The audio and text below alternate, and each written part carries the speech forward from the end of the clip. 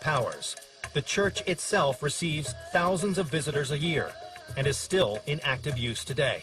So we had to shut down filming temporarily because there's an active service going on right behind this fence here. It's actually a baptism of a young baby born in the village.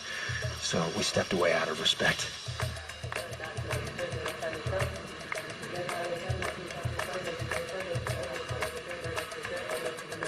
This service is now just concluded inside the Christos Church here.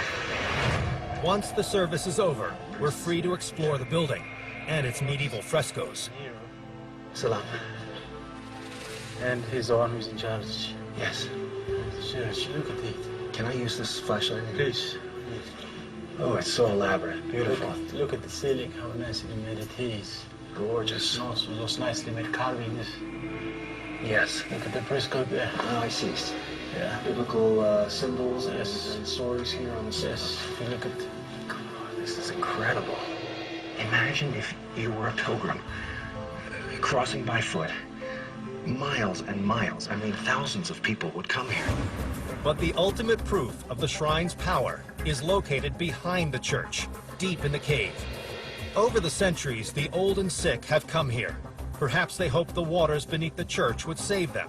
Or maybe they knew they would never leave this sacred spot. Here is the final resting place of King Yemrahana Christos. The king who built this church Yes. is buried right here. So this is where he's buried. But he is not alone here. The story goes that people would come and indeed some would be almost at a state of death and would actually stay here and die here in order to die in this legendary sacred space. Right underneath of my feet. Look over here, another one. There's just got to be countless bones. Experts believe the bones of more than 10,000 people rest here in this holy cave. Skull, skull, skull, the teeth. Follow it up, and you are looking at a boneyard. I mean, what do you say? I'm speechless. There are countless bodies, all before me.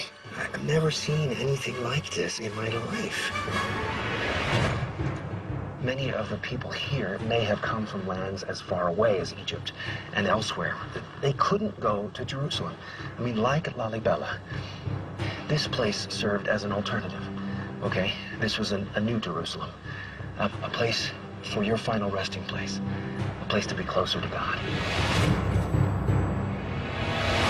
Coming up, for the first time on American TV, a 2,500-foot climb This is by far the first, major face that we're going up here. to a mountaintop cave. Look at the sheer rock face right here. You fall off that, you are gone. With a mysterious biblical text. This is the oldest language in Ethiopia. Geese. Ethiopia is full of surprises. Log on to history.com/cities for exclusive behind-the-scenes videos. Are we approaching our own end? 7 Signs of the Apocalypse, January 5th at 9, part of Armageddon Week on History. My family and I witnessed.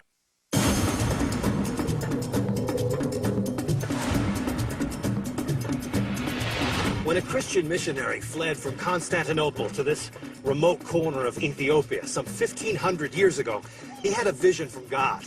A dream of a mountaintop church carved from solid rock where he and his followers could practice his radical form of Christianity in utter solitude.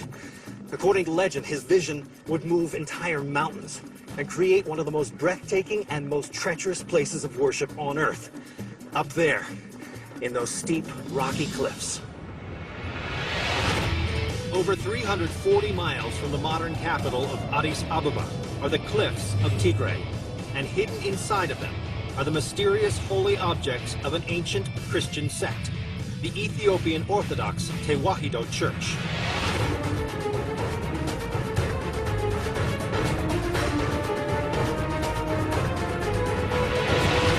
This underground location is actually high in the sky, a church carved into a sandstone cliff about 9,000 feet above sea level.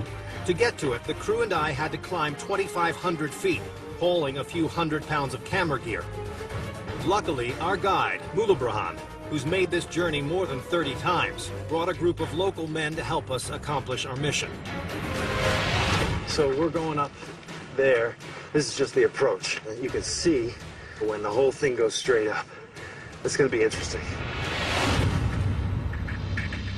The church we were hiking to is called Abuna Yamata, after the 6th century missionary who, like John the Baptist, came to the wilderness to commune with God and spread the faith. And we're the first American TV crew to make the climb.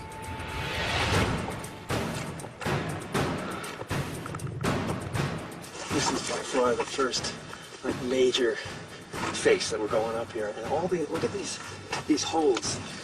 These have all been worn into the rock by thousands of years of worshipers, priests and so forth, going straight up.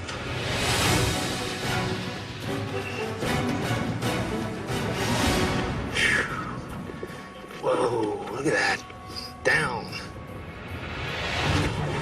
Oh, heavy. Oh my God. Got barbells in this.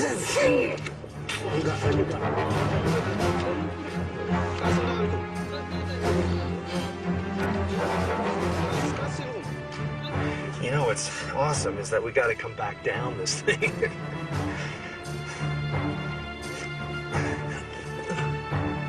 The remote church contains copies of lost books of the Bible, still used by the Ethiopian Orthodox Church, and buried on the path along the way are the church's faithful guardians. Wow.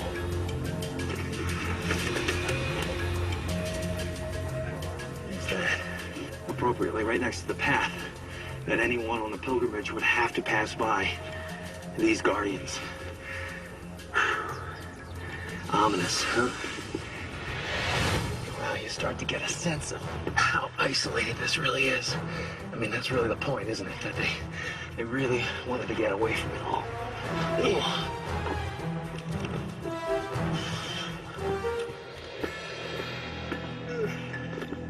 So this is part of the church. This is the sacred place where we take off our shoes. Oh, okay. So from this moment on, we're in the church. Yes, exactly. I see.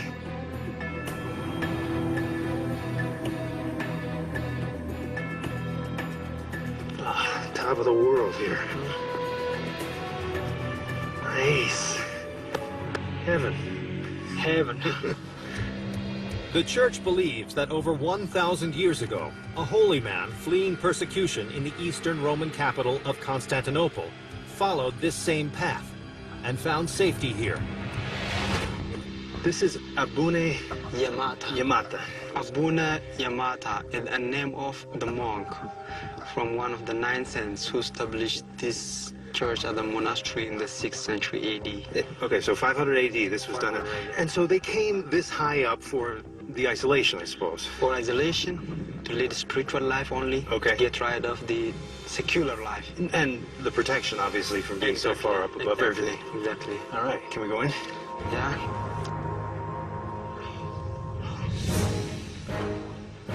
Look at this sheer rock face right here.